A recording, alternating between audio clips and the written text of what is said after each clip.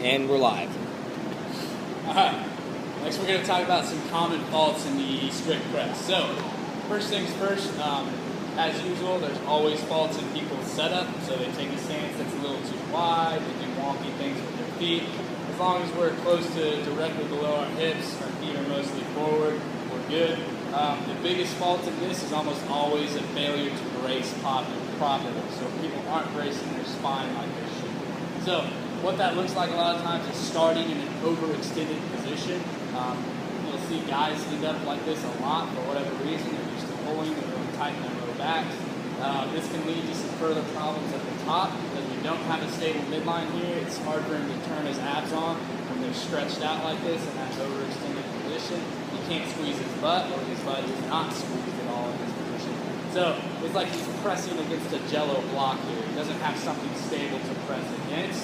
You'll see a lot of spinal change in these presses, especially under heavy load. People tend to overextend to get the bar around their face instead of moving it back and out of the way.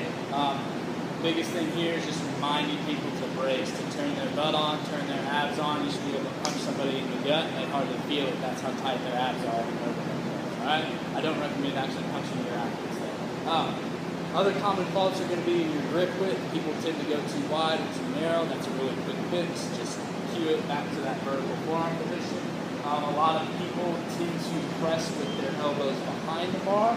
This usually ends up pressing the bar out away from them, and then they have to compensate by that big lean back. So again, this goes back to having a weak core, allowing them to break that perfectly neutral, stable midline. So we keep our elbows slightly in front of the bar. We make sure that our core stays on throughout the whole movement. There's no movement in the spine whatsoever during this lift, and his face just goes back and out. Alright, that's the other common fault. People like to go around their face. So instead of moving their face, they try to go around. Heavy weights, it's easy to see that once that bar gets out in front of me, it's very difficult to maintain. Right?